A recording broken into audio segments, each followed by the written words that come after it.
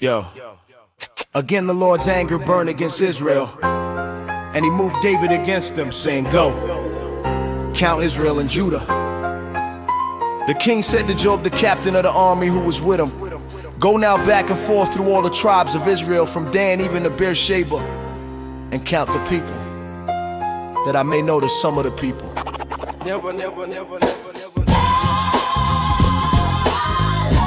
Joab said to the king, "Now may the Lord your God add to the people however many they may be 100 times, and may the eyes of my lord the king see it." But why does my lord the king delight in this thing? Notwithstanding, the king's word prevailed against Joab and against the captains of the army. Joab and the captains of the army went out from the presence of the king to count the people of Israel. They passed over the Jordan and encamped in Aroah, on the right side of the city that is in the middle of the valley of Gad, and to Jahzah. Then they came to Gilead and to the land of Tatim Hadshi, and they came to Dan John and around the Sidon, and came to the stronghold of Tyre and to all the cities of the Hivites and of the Canaanites. And they went out to the south of Judah at Beersheba. So when they had gone back and forth through all the land, they came to Jerusalem at the end of 9 months and 20 days. Joab gave up the sum of the counting of the people to the king. And there were in Israel 800,000 valiant men who drew the sword, and the men of Judah were 500,000 men. David's heart struck him after he had counted the people. David said to the Lord, "I have sinned greatly in that which I have done. But now, Lord, put away the iniquity of your servant, for I have done very foolishly." When David rose up in the morning, the Lord's word came to the prophet Gad, David's seer, saying, "Go and speak to David. The Lord says, I offer you 3 things. Choose one of them, that I may do it to you." So Gad came to David and told him, and said to him, "Shall 7 years of famine come to you in your land? Or will you flee 3 months before your foes while they pursue you? Or shall there be 3 days pestilence in your land? Now consider and see what answer I shall return to him who sent me." David said to Gad, "I am in distress." David said to Gad, "I am in distress. Let us fall now into the hand of the Lord, for his mercies are great. Let me not fall into the hand of man."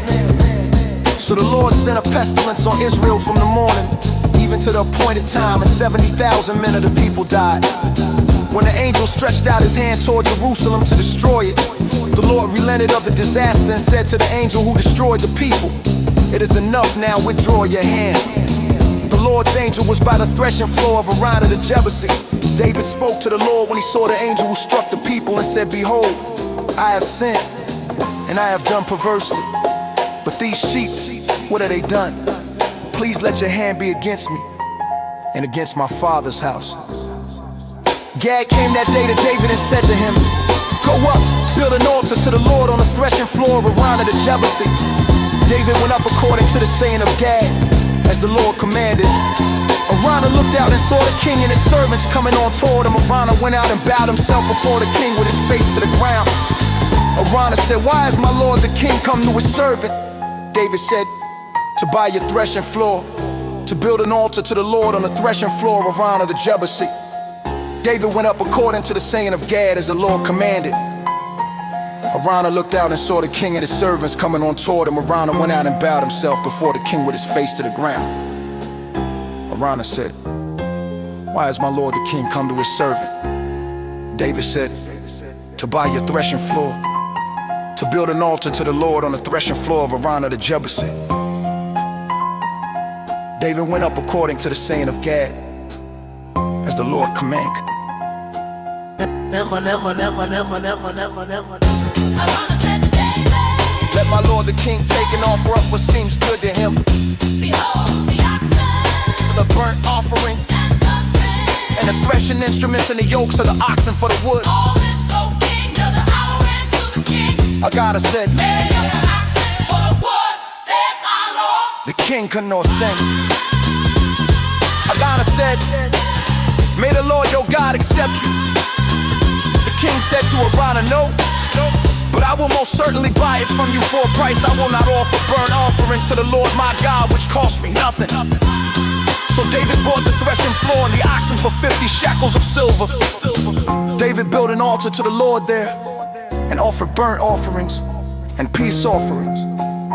So the Lord was untraded for the land, and the plague was removed from Israel.